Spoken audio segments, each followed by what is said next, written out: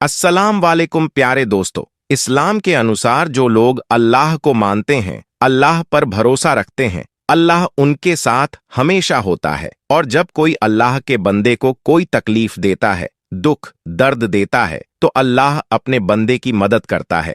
तो प्यारे दोस्तों, तब क्या हुआ जब एक मुस्लिम शख्स को गैर मुस्लिमों ने जहाज से समंदर में फेंक दिया? उसके बाद उसके साथ क्या मोजिज़ा हुआ, जिसको सुनकर आप भी हैरान और परेशान हो जाएंगे। इसलिए आप इस वीडियो को आखिर तक जरूर देखिएगा। इसी तरह की इस्लामिक घटनाओं और वाक्य से रूबरू होते रहने के लिए आज ही सब्सक्राइब करें हमारे चैनल को और साथ ही बेल आइकॉन को प्रेस करें। दोस्तों, एक समुद्री जहाज जिस पर काफी बोझ था, तिजारत का सामान और ताजिर उस जहाज के ऊपर सवार थे। अब सफर के दौरान समंदर में तूफान की वजह से जहाज हिचकोले खाने लगा और बिल्कुल डूबने के करीब हो गया। तो जहाज के कप्तान ने एक तजवीज सबके सामने पेश की कि देखिए, जहाज के ऊपर बोझ बहुत ज्यादा हो गया है। अब हम सबको जिंदा रहना है, तो आप लोगों का कुछ सामान समंदर में फेंक दिया जाए तो जहाज थोड़ा हल्का हो जाएगा और हम आसानी के साथ किनारे लग जाएंगे, क्योंकि हमारी जानें ज्यादा कीमती है सामान के मुकाबले में। सब ने कप्तान की बात पर इत्तेफाक किया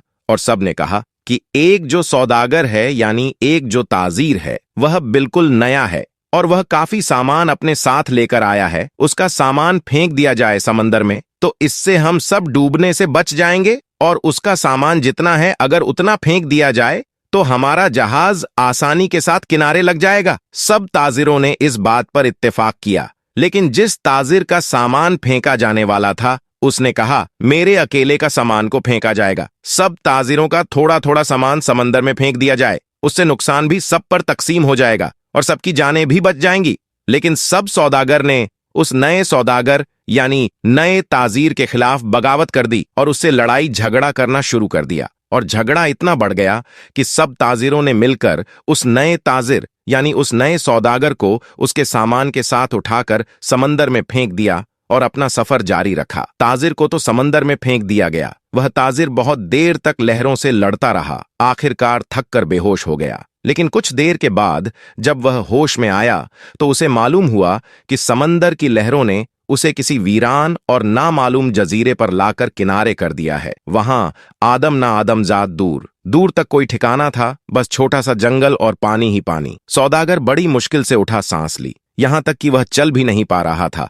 वह घुटने के बल गिर गया और कहा, या अल्लाह, इस मुश्किल सूरत हाल में मेरी जान को बचा ले, मेरी मदद फरमा। कई दिन वहां पर ताजिर के गुजर गए। उस दौरान ताजिर ने दरख्त के फल खाए, खरगोश का शिकार करके उससे अपना गुजारा किया।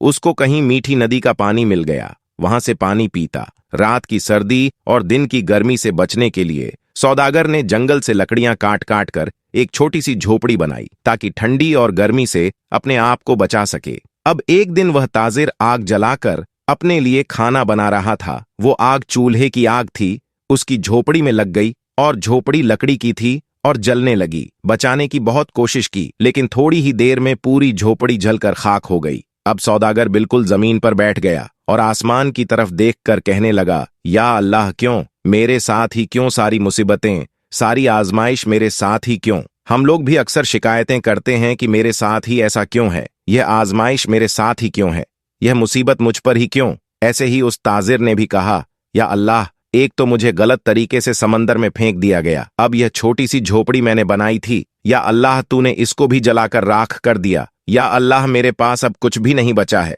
मैं इस जगह पर अजनबी हूं, तन्हा हूं। या अल्लाह, यह आफतें मुझ पर क्यों आ रही है? ऐसी बहुत सारी शिकायतें उस सौदागर ने अल्लाह की बारगाह में की और गम के मारे वह भूखा ही सो गया। लेकिन सुबह एक हैरत अंगेज वाकया उसका इंतजार कर रहा था। जब वह सुबह उठा तो उसने देखा उसके जजीरे की करीब एक जहाज नजर आया। कुछ लोगों को उसने देखा जो उसे लेने के लिए आए थे। उन्हें देखकर वह बड़ा हैरान हुआ, लेकिन इससे ज्यादा तो वह खुश था, क्योंकि उसके लिए तो जिंदगी आ गई थी, उसकी जान जैसे बच गई थी। वह जल्दी से उस जहाज पर सवार हुआ।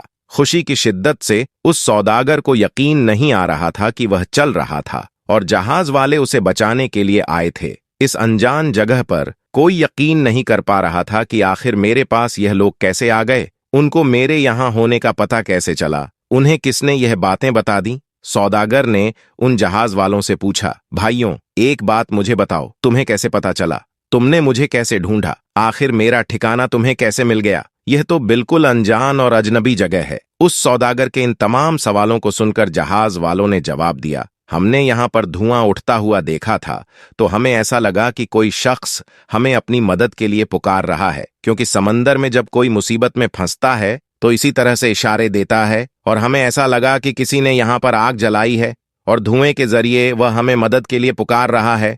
हम तुमको देखने के लिए यहाँ पर आए हैं। यह सुनकर ताजिर बड़ा खुश हुआ, अल्लाह का शुक्र अदा करने लगा और उसने अपनी कहानी सुनाई। बल्कि उन लोगों ने पूछा, तुम्हारे साथ क्या क्या हुआ? तो उसने बताया कि सौदागरों ने नाजायज तरीके से उसे उठाकर जहाज से बाहर फेंक दिया। समंदर में उसका सामान भी फेंक दिया गया। वह लोग जो कि जान बचाने के लिए आए थे, उन्होंने कहा, अच्छा तुम उस जहाज के बारे में हमें बता रहे हो, तो मैं आपको बता दूं कि वह जहाज अपनी मंजिल तक नहीं पहुंचा, बल्कि समंदर के लुटेरों ने उस जहाज पर हमला कर दिया, पूरा सामान लूट लिया और सारे ताजिरों को कत्ल कर दिया। सिर्फ तुम अकेले बच गए हो। तुम पता नहीं कैसे बच गए, अल्लाह ने तुम्हें बचा लिया। सौदागर यह सुनते ही जारोक्तार रोने लगा। वही सजदे की हालत में गिर गया और कहने लगा, या अल्लाह, तेरे काम और तेरे फैसले सबसे बेहतर होते हैं। तू जो भी करता है अपने बंदों के लिए बेहतर ही करता है। बस हम ही बेसब्र हो जाते हैं, हमारे अंदर सब्र नहीं होता, वरना बाद में तो पता चलता ही है। अल्लाह, तेरा जो फैसला था वह बिल्कुल सही था।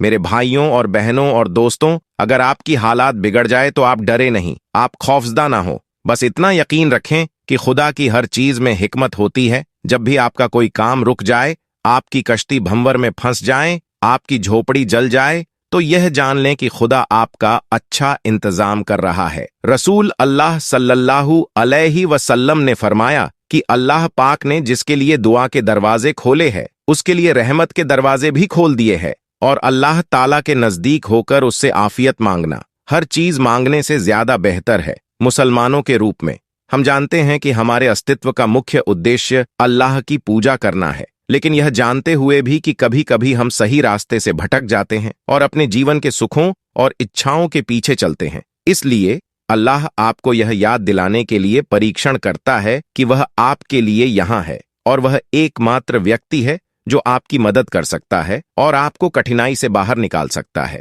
दोस्तों, मुसलमानों का मानना है कि अल्लाह से बड़ा कोई रक्षक नहीं है। इस्लाम में अल्लाह को सर्वोच्च और सर्वशक्तिमान माना जाता है, जो सब कुछ कर सकता है। अल्लाह अतुलनीय है, अल्लाह बहुत ही मेहरबान है और रहम करने वाला है। इस्लाम में अल्लाह को निर्माता, निर्वाहक और अन्य गुणों वाला बताया गया है। इस्लाम में अल्लाह को लेकर यह धारणा है कि अल्लाह ही जीवन देता है और अल्लाह ही मृत्यु देता है। कुरान के मुताबिक अल्लाह ने सबको रंग, रूप और गंध दी है, इसलिए वह निराकार नहीं हो सकता। मुसलमानों का मानना है कि कुछ भी तब तक नहीं होता और कुछ भी तब तक नहीं किया जाता जब तक कि अल्लाह की इच्छा या आज्ञा न हो। दोस्तों, मुझे उम्मीद है कि आज की इस कहानी को सुनकर आपका ईमान जरूर तरोताजा हो गया होगा और बहुत कुछ आपको सीखने को मिला होगा। दोस्तों, अगर आज की हमारी यह वीडियो आपको पसंद आई है और आपने आज की वीडियो से वाकई कुछ सीखा है, तो इसे जरूर अपने तक महदूद न रखें, बल्कि अपने दोस्त हबाब के साथ इसे जरूर शेयर करें। वह पैगाम आपके जरिए आपके दोस्त हबाब तक भी पहुंच जाएं। और इस वीडियो को आप लाइक जरूर करें। अगर आपने हमारे चैनल को सब्सक्राइब नहीं किया है तो अभी सब्सक्राइब कर लें और आइंदा आने वाले ऐसे ही दिलचस्प वीडियोस की नोटिफिकेशन के लिए बेल आइकन पर क्लिक करना ना भूलें। बहुत जल्द एक और नई वीडियो के साथ आपकी खिदमत में हाजिर होंगे। तब तक के लिए अल्लाह हाफिज।